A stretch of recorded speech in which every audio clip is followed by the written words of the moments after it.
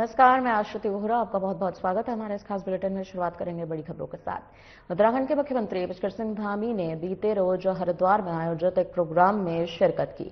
आपको बता दें, जहां इस मौके पर सीएम ने कहा है कि आगामी 27 जनवरी को उत्तराखंड में यूसीसी लागू हुए 1 साल पूरा हो जाएगा। उत्तराखंड राज्य ने देश में सबसे पहले यूसीसी कानून लागू किया था।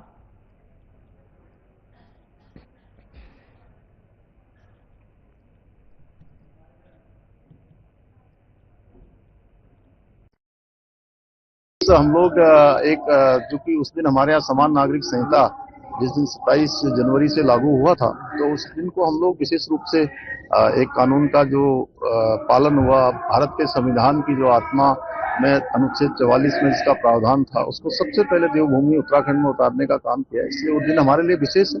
मैं उस दिन की भी सबको शुभकामनाएं।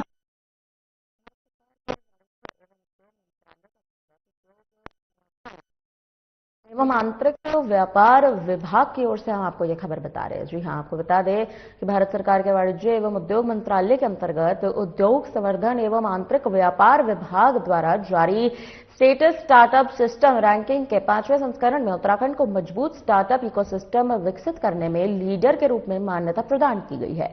इस उपलब्धि के लिए राष्ट्रीय स्टार्टअप दिवस के अवसर पर उत्तराखंड सरकार के उद्योग विभाग को सर्टिफिकेट ऑफ अप्रिसिएशन भी प्रदान किया गया है। तो वहीं स्टार्टअप इंडिया रैंकिंग में उत्तराखंड को लीडर का दर्जा मिलने पर भारतीय जनता पार्टी विधायक विनोद चमोली ने केंद्र सरकार का आभार व्यक्त किया और मुख्यमंत्री को बधाई देते हुए कहा कि स्टार्टअप के साथ साथ उत्तराखंड सरकार ने हर क्षेत्र में बेहतर कार्य किया है। साथ ही उन्होंने ये भी कहा कि प्रधानमंत्री मोदी के मार्गदर्शन पर युवाओं ने स्टार्टअप के माध्यम से व्यवसाय के क्षेत्र में अहम भूमिका प्रस्तुत की है।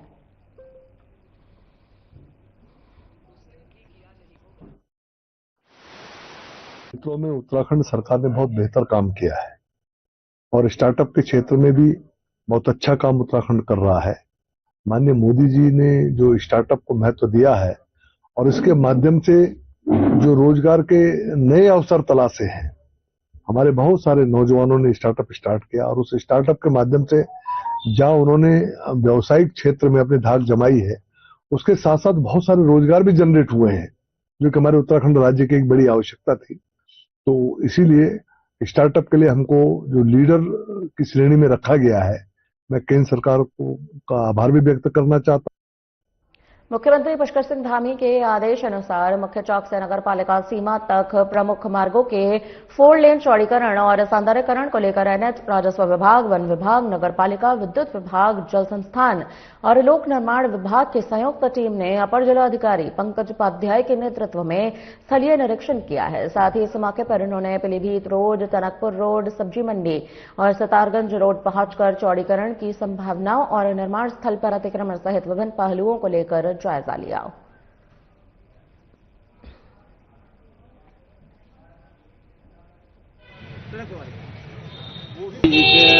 नगर पालिका द्वारा अवगत कराया गया था कि खटीमा जाम की समस्या से जूझ रहा है, तो उन्होंने तत्काल इस पर संज्ञान लेते हुए जो उनकी विकासपरक सोच है उनमें तत्काल आज डीएम साहब को आदेशित किया गया और डीएम साहब ने अपने एडीएम साहब को आज मौके पर मुआयना करने के लिए भेजा।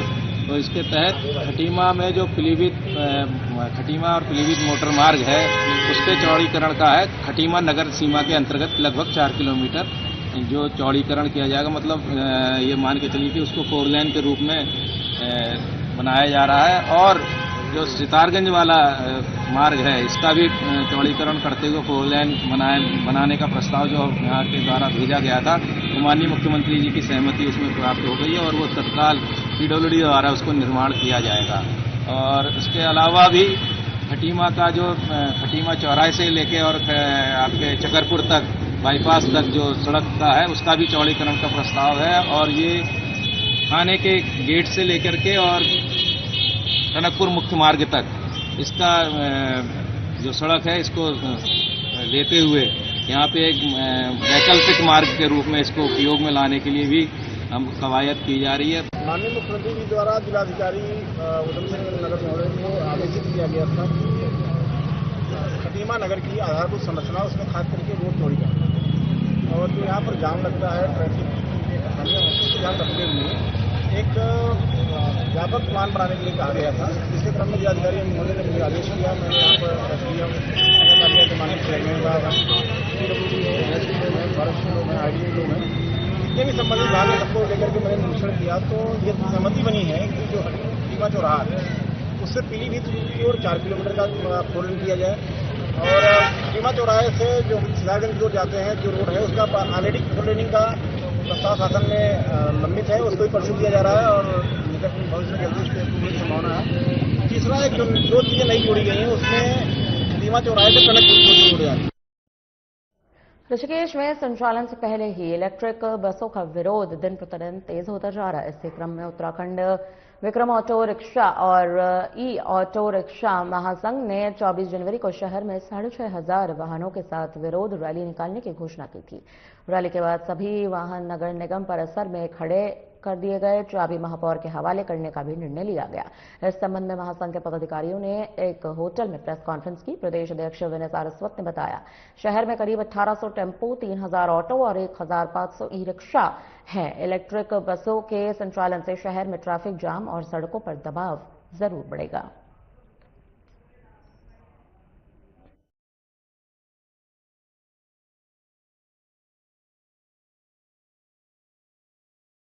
का मामला है तो हमारे सीधा सीधा तय हुआ है कि 24 तारीख को जितनी भी हमारे वाहन है, जितनी भी छोटी वाहन है, ई रिक्शा है, ऑटो है, विक्रम है, वो सारी की सारी आईडीपीएल में खड़ी हो जाएंगी और वहां से हम लोग 10 बजे वहां से रवाना होंगे और नगर निगम में महापौर के आगे हम अपनी जितनी भी हमारी गाड़ियां हैं हम उनको सब तक खड़ी कर देंगे और वो गाड़ियां हम तब तक वहां खड़ी रखेंगे जब तक सरकार अपने फैसले को वापस नहीं लेती है। ये हमारी रोजी रोटी का प्रश्न है और साथ साथ ये प्रश्न है ऋषिकेश की अस्मिता का भी। और ऋषिकेश में एक किस्म से मैं समझता हूं कि 4 धाम यात्रा का केंद्र है ऋषिकेश और जब इतनी अफरा तफरी और जाम का माहौल ऋषिकेश के अंदर रहेगा तो क्या जो यहाँ पे श्रद्धालु आएंगे क्या मैसेज। आगामी 4 धाम यात्रा 2026 की पवित्रता और मर्यादा बनाए रखने के लिए प्रशासन ने बड़ा फैसला ले लिया है। बद्रीनाथ और केदारनाथ धाम के भीतर अब श्रद्धालु मोबाइल फोन लेकर प्रवेश नहीं कर सकेंगे। श्री बद्रीनाथ केदारनाथ मंदिर समिति और जिला प्रशासन की ओर से श्रद्धालुओं के मोबाइल सुरक्षित रखने के लिए विशेष व्यवस्थाएं की जाएंगी। आपको बता दें, बीकेटीसी के अध्यक्ष हेमंत द्विवेदी ने बताया कि इस बार 4 धाम यात्रा के दौरान ब्लॉगर्स और यूट्यूबर्स की गतिविधियों को भी सीमित किया जाएगा। इसके लिए गढ़वाल कमिश्नर की तैयारी बैठक में अधिकारियों को स्पष्ट दिशा निर्देश दिए जा चुके हैं। मंदिर परिसर में प्रवेश से पहले मोबाइल जमा करने की व्यवस्था की जा रही है ताकि धामों की धार्मिक गरिमा और अनुशासन बनाए रखा जा सके।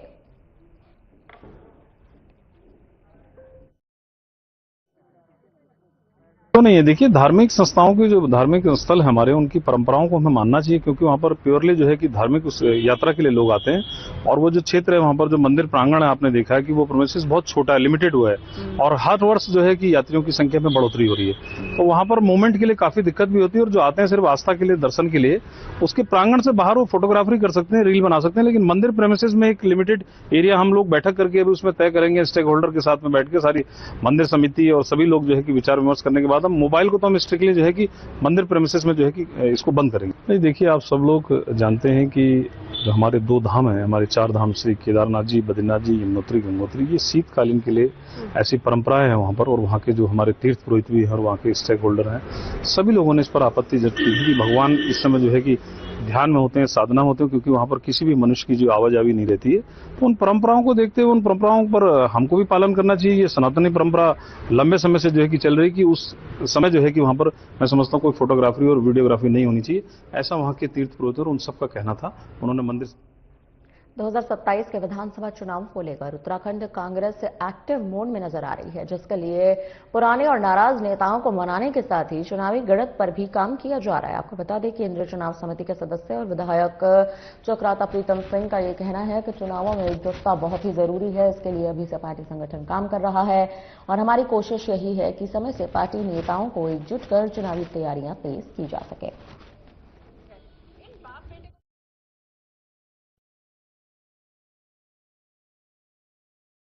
मयूख मेहर जी पिथौरागढ़ के हमारे बहुत वरिष्ठ नेता भी हैं और विधायक भी। मेरा उनसे पारिवारिक रिश्ता है और वो कल देहरादून आए तो मुझसे जो मिले, स्वाभाविक बात है जब दो राजनीतिक व्यक्ति मिलेंगे तो राजनीतिक चर्चा भी हो, और मैं समझता हूं कि पिथौरागढ़ के अंदर नई मेयर के बिना जो है कांग्रेस मजबूत स्थिति में नहीं रह सकती। तो सर, जैसे पिछले दिनों में भी देखा काफी नाराजगी थी मेयर साहब के धरने। जहां तक धरने की बात है तो वो पिथौरागढ़ के अंदर जो वहां की समस्याएं हैं उन समस्याओं को लेकर के जो है सरकार और प्रशासन के खिलाफ धरने पर लगातार श्रीनगर गढ़वाल में यूकेडी का संगठन विस्तार और सदस्यता अभियान जोर पकड़ता जा रहा है, जिसमें करीबन 200 से अधिक मातृशक्ति ने पार्टी से जुड़कर अपनी सदस्यता ली है। बता दें कि यूकेडी के पुनर्निर्माण में पूर्व केंद्रीय अध्यक्ष पूरन सिंह कथित महत्वपूर्ण भूमिका निभाते नजर आए, जिनकी अध्यक्षता में आशुतोष नेगी और आशीष नेगी जैसे युवा नेताओं ने भी पार्टी को नई दिशा दी। साथ ही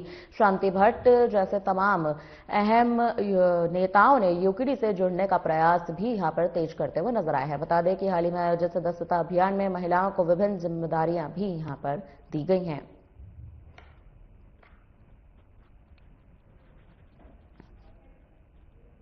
आज श्रीनगर में एक हमने महिला अधिवेशन रखा था, जिसमें 3 डिस्ट्रिक्ट के पौड़ी, चमोली और टिहरी से काफी महिलाएं आई थी। लगभग 300-400 के करीब महिलाएं आई थी और मेंबरशिप अभियान था। LUCC की काफी महिलाओं ने मेंबरशिप ली है और हमने अपनी कार्यकारिणी का भी विस्तार किया है, तो उसके संदर्भ में ये एक कार्यक्रम था। आंदोलन है वो उत्तराखंड का अंदर की तरफ बहुत तेजी से झुक रहा है और लोग इसका प्रतिरूप आपने यहाँ पे देख ही लिया होगा। बहुत सारे साथियों ने, कम से 500 से ज्यादा लोगों ने उत्तराखंड का अंदर की सदस्यता ली। साथ में जो है हमारा महिला प्रकोष्ठ का संगठन विस्तार का कार्यक्रम था, उसमें भी दायित्व दिए गए अन्य तमाम लोगों को पूरे उत्तराखंड में। युवा प्रकोष्ठ का था और हमारा मेन प्रकोष्ठ का था, सभी लोगों को यहाँ पे दायित्व दिए गए। बढ़ चढ़ के लोगों ने भाग लिया है। लोगों ने देखा कि वाकई 25 साल में ये उत्तराखंड राज्य इस हालात में पहुंच गया कि पहाड़ से बिल्कुल गांव के गांव खाली हो गए। मैंने गांव में एक व्यक्ति भी नहीं बचा। कल मैं देख रहा था कि अंतिम व्यक्ति भी वो भालू के डर से गांव से जा रहे थे, आपने देखा होगा या आपने चलाया होगा, दिल भी चलाया होगा। तो बड़ी दर्दनाक बातें हैं, बहुत दिल पे आघात, चोट पहुंचाने वाली बातें कि जिस राज्य के लिए लड़ाई लड़ी थी, जिन लोगों के लिए लड़ाई लड़ी थी, क्या करा हुआ बीजेपी कांग्रेस ने 25 साल के राज में, आखिर वो सब खाली होकर के यहाँ से भाग रहे हैं। तो इससे बड़ा विकास की जगह विनाश कह सकते हैं। आपने देखा ये आज तो बहुत यहाँ पे बहुत उत्साहजनक कार्यक्रम रहा और जो कमी थी उत्तराखंड क्रांति दल में कि महिलाएं नहीं जुड़ रही थी, तो आपने आज देखा ये कि आज तो यहाँ पे पूरा सैलाब जैसा आया हुआ है महिलाओं का। और पौड़ी, देवप्रयाग, श्रीनगर, खासतौर पे इन 3 विधानसभाओं की मातृशक्ति थी। हमें उम्मीद है कि ये सैलाब जो है बढ़ता रहेगा, क्योंकि मातृशक्ति को ही हम कमान देना चाहते हैं। उत्तराखंड क्रांति दल का जो विजन है और जो आगे की योजनाएं होंगी, अगर सरकार में हम आते हैं तो सब जो है मातृशक्ति को केंद्र में रखकर हम लोग बनाएंगे। जैसे LUCC पीड़ित महिलाएं हैं, उनको आर्थिक नुकसान हुआ है, CBI जांच कब आएगी, क्या होगा, वो चीज अलग है। लेकिन अगर सरकार आएगी तो जितनी भी विकास योजनाएं होंगी उसमें LUCC पीड़ित महिलाओं को हम रोजगार देंगे। भाई यह कार्यक्रम बहुत ही बेहतर रहा, लेकिन मैं कहना चाहूंगी कि मेरे उत्तराखंड की जनता डबल इंजन की सरकार के नीतियों से बहुत ही ज्यादा त्रस्त हो चुकी है। बहुत ही ज्यादा गुंडा राज हमारे भारतीय जनता पार्टी का चल रहा है। तो चाहे वो LUCC के महिलाएं हो, चाहे जितेंद्र कुमार की परिवार हो या कोई भी पीड़ित परिवार हो, तो सब अब यूकेडी पे अपना विश्वास जता रहे हैं और साथ ही यूकेडी भी सबको भरोसा दिलाती है, यदि आप तन मन धन से यूकेडी के साथ खड़े होते हैं। मुख्य विकास अधिकारी गिरीश गुणवंत का ये कहना है कि जनपद पौड़ी में जन जन की सरकार, जन जन के द्वार अभियान को सफलतापूर्वक संपन्न कराया जा रहा है। कोटद्वार में मीडिया को दिए अपने एक बयान में उन्होंने बताया कि मुख्यमंत्री के निर्देशानुसार जनपद के 15 विकास खंडों की 115 न्याय पंचायतों में 18 मार्च तक जन जन की सरकार, जन जन के द्वार कार्यक्रम का आयोजन किया जाएगा। इसके लिए जिला प्रशासन द्वारा रोस्टर तैयार कर लिया गया है, जिसके तहत जनपद में चरणबद्ध रूप से बहुउद्देशीय शिविर आयोजित किए जाएंगे। तो वहीं कार्यक्रम के सफल क्रियान्वयन के लिए नोडल अधिकारियों की नियुक्ति भी की जा चुकी है।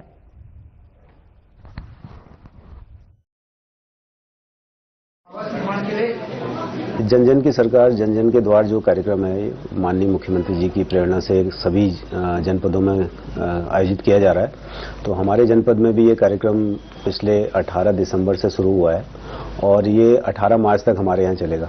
जैसा आपको विदित है कि पौड़ी जनपद पूरे उत्तराखंड में सबसे बड़ा जनपद है और हमारे यहाँ पे सबसे अधिक 115 न्याय पंचायतें हैं। तो अभी हमारी लगभग 40 न्याय पंचायतों में कार्यक्रम हो चुका है।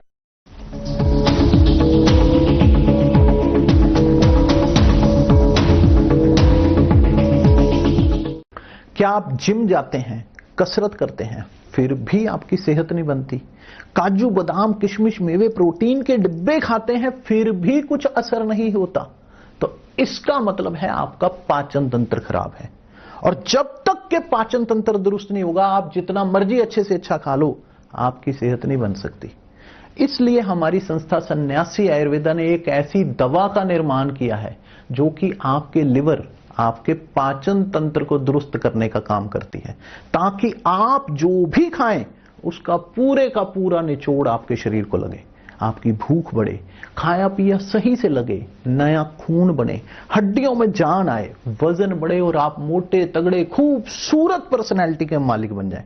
सिर्फ 655 रुपए की पूरे 1 महीने की दवा होती है और आप इसे घर बैठे 011-45454545 पर फोन करके दवा मंगवा सकते हैं। तो ये थी बात क्लाइमेट चेंज की। अब बात हरी सब्जियों की, जिसे हर इंसान सेहतमंद रहने के लिए खाता है।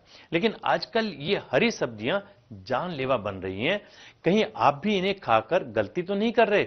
आजकल के मौसम में बाजार में हरी सब्जियां आपको हर तरफ देखने को मिलेंगी और आप हरी सब्जियां ही खाना भी पसंद करते होंगे।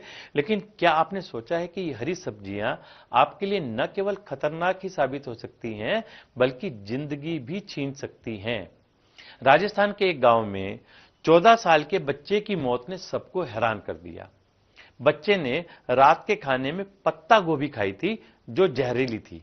डॉक्टरों ने बताया कि ये सब्जी कीटनाशकों के ज्यादा इस्तेमाल के कारण जहरीली हो गई थी। बच्चा खाना खाने के बाद कुछ ही घंटे में बेहोश हो गया और अस्पताल पहुंचते ही उसकी मौत हो गई।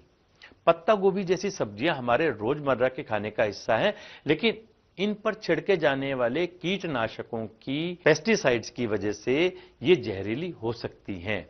एक्सपर्ट्स का कहना है कि किसानों द्वारा फसल को कीड़ों से बचाने के लिए जरूरत से ज्यादा केमिकल्स का इस्तेमाल किया जा रहा है, जो सब्जियों को जहरीला बनाता है, साथ ही सेहत पर भी बुरा असर डालता है। पत्ता गोभी नहीं बल्कि भिंडी, बैंगन, टमाटर, पालक, मिर्ची ऐसी सभी सब्जियों में कीटनाशकों का इस्तेमाल जरूरत से ज्यादा होता है। इन पर ये रसायन चिपक जाते हैं जो धुलने के बाद भी पूरी तरह से साफ नहीं होते। एक्सपर्ट्स बताते हैं कि इन रसायनों के कारण पेट से जुड़ी बीमारियां, कैंसर और बाकी दूसरी गंभीर स्वास्थ्य समस्याएं हो सकती हैं। इसीलिए सलाह है आप सब्जी बनाने से पहले उन्हें गर्म पानी में धो लें, वरना आपके लिए ये घातक साबित हो सकती हैं। और अपनों का ख्याल रखें, सुरक्षित रहें।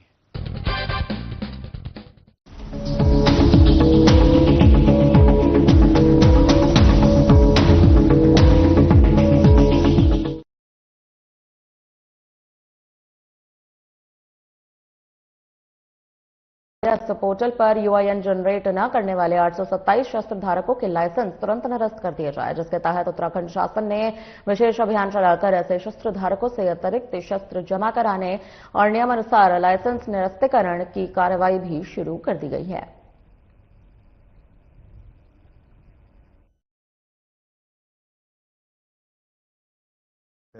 Armed license brings along responsibility also.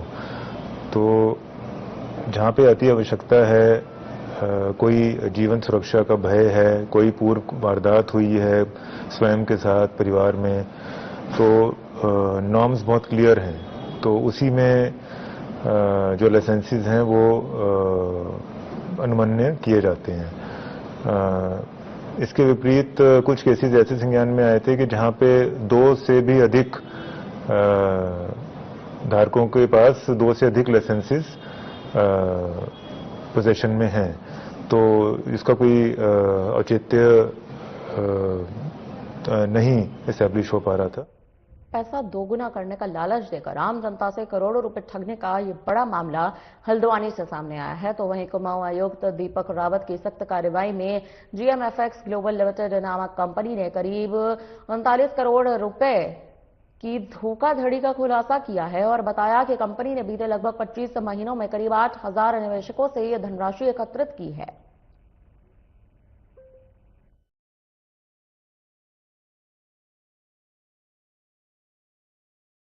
देखिए, मामला तो ये जनता मिलन में आया था।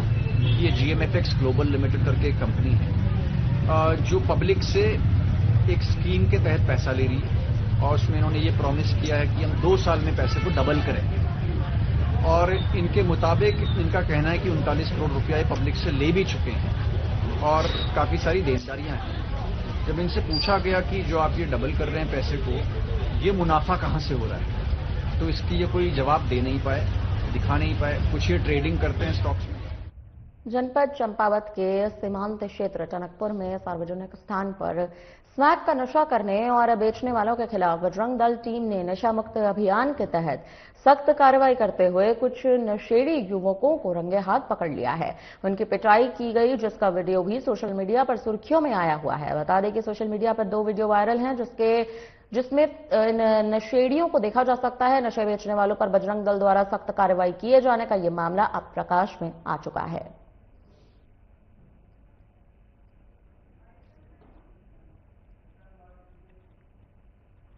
पांवटा साहिब और बलूतपुर के बीच 44.8 किलोमीटर लंबी 4 लेन राष्ट्रीय राजमार्ग परियोजना उत्तराखंड और हिमाचल प्रदेश के बीच कनेक्टिविटी को नई मजबूती देने जा रही है।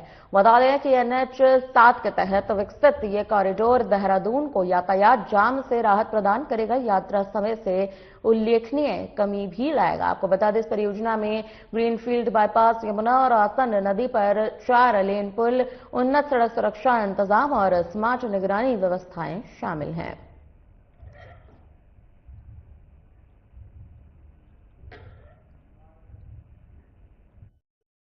परियोजना हमारा पांवटा साहिब जो हिमाचल प्रदेश में पड़ता है, उत्तराखंड हिमाचल बॉर्डर पे, उसको देहरादून शहर से कनेक्ट करने वाला नेशनल हाईवे 7 था, जो पुराना 2 लेन जिसकी चौड़ाई थी, उसको 4 लेन वाइडनिंग की रिक्वायरमेंट जब ट्रैफिक के कंजेशन के हिसाब से हमने देखी, तो उसके 4 लेन चौड़ीकरण का प्रस्ताव बनाया गया। Ministry of road transport and highways के द्वारा यह परियोजना 2022 में स्वीकृत करी गई और 2023 में इस पे कार्य शुरू करा गया। यह प्रोजेक्ट अभी 44 किलोमीटर की टोटल इसकी लेंथ है और इसकी कुल लागत लगभग 1650 करोड़ है और यह प्रोजेक्ट 95% फिजिकली प्रोग्रेस।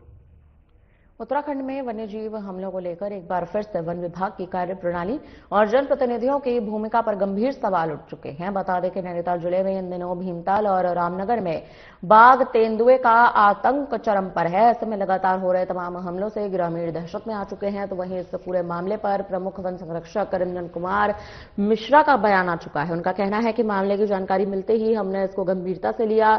DFO को भी महत्वपूर्ण निर्देश दे दिए गए हैं।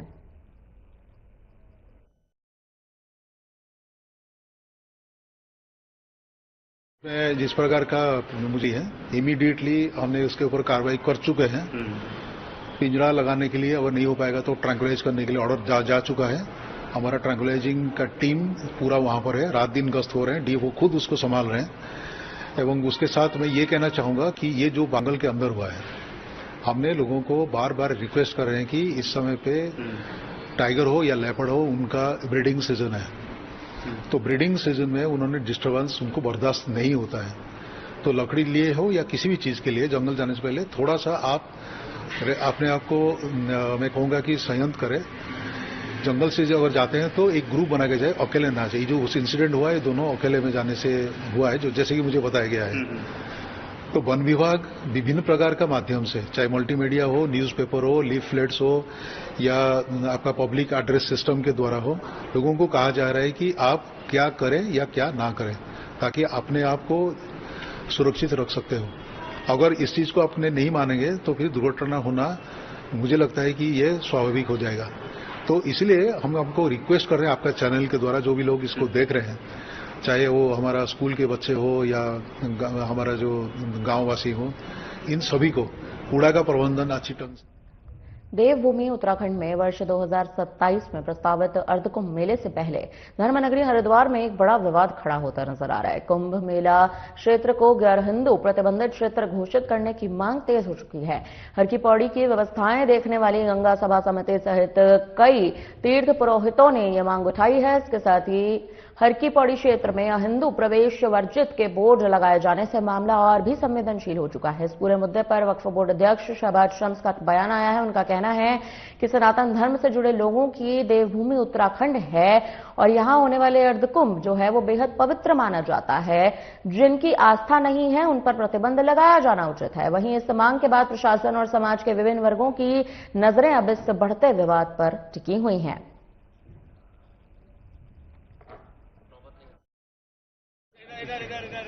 क्योंकि आस्था का मेला है और मैं ये कहता हूं कि ये देवभूमि उत्तराखंड है। दुनिया के 150 करोड़ सनातनियों की आध्यात्मिक राजधानी देवभूमि उत्तराखंड में एक धार्मिक आयोजन किया जा रहा है जिसको हम कुंभ कहते हैं। तो अगर मेरे मुख्यमंत्री ये कहते हैं कि जिसकी आस्था मां गंगा पे न हो, जिसकी आस्था कुंभ पे न हो, उस किसी भी व्यक्ति को नहीं आना चाहिए, तो मुझे लगता है इससे अच्छी बात हो नहीं सकती। हम सब जानते हैं कि पूरे देश और दुनिया के अंदर इस वक्त भारत के ऊपर षड्यंत्र किए जा रहे हैं, भारत के खिलाफ साजिशें। मुख्यमंत्री पुष्कर सिंह धामी की अध्यक्षता में हाल ही में हुई कैबिनेट बैठक में समान नागरिक संहिता यानी कि यूसीसी को लेकर अहम संशोधन किए गए। कैबिनेट ने तय किया है कि जनवरी 2025 से पहले विवाह कर चुके लोगों को अब 6 महीने के बजाय 1 वर्ष के भीतर विवाह पंजीकरण करना होगा। इसके साथ ही रजिस्ट्रार जनरल के पद पर अब अपर सचिव स्तर के अधिकारी ही नियुक्त किए जाएंगे।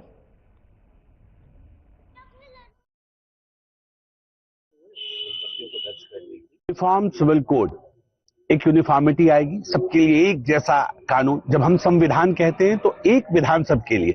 और मैं कहता हूं कि देवभूमि उत्तराखंड, हम सौभाग्यशाली लोग हैं कि देवभूमि में की धामी सरकार ने जिस ईमानदारी के साथ यूसीसी के कमिटमेंट को पूरा किया, यूसीसी को लागू किया और बराबर अधिकार सबको देने की बात कही। आने वाला वक्त बहुत बेहतर होने वाला है। हम देश के लिए नजीर बन रहे हैं। कई सारे प्रदेश यूसीसी लागू करने के लिए अब आगे आ रहे हैं और मैं ये कह सकता हूं कि हमेशा जब जब हिमालय से कोई बात निकली है तो वो दुनिया के देश के कोने कोने तक पहुंची है। हरिद्वार पुलिस महकमे में इस वक्त हड़कंप मच गया था जब कोर्ट में सजा सुनाए जाने के बाद पुलिस अभिरक्षिका ने दिया गया एक मुलजिम फरार हो गया। आपको बता दें, मामले को गंभीरता से लेते हुए एसएसपी हरिद्वार प्रेमेंद्र सिंह डोभाल ने कड़ा रुख अपनाया है और बड़ी कार्रवाई को अंजाम दिया है। प्रारंभिक जांच में गंभीर लापरवाही सामने आने पर एसएसपी हरिद्वार ने तत्काल एक्शन लेते हुए कोर्ट मुहर्रर महिला कांस्टेबल को निलंबित करने के आदेश भी जारी कर दिए हैं। इसके साथ ही पूरे प्रकरण की निष्पक्ष और विस्तृत जांच के लिए एडिशनल एसपी सीओ रुड़की को जिम्मेदारी सौंप दी गई है।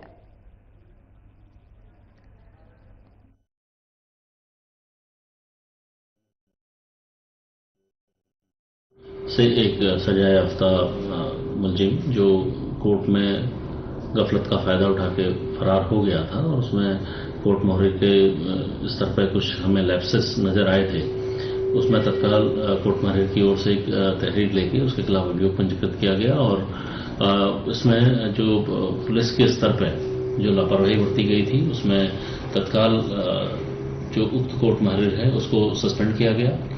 उसकी विवेचना 262 बीएनएस एक्ट में इस मुकदमे को पंजीकृत करने के बाद उसकी विवेचना एक सब इंस्पेक्टर को दी गई थी और आज उक्त अभियुक्त को रेलवे स्टेशन पर पकड़ा जा चुका है। फिलहाल के लिए इस बुलेटिन में इतना ही। मुझे दीजिए इजाजत। नमस्कार।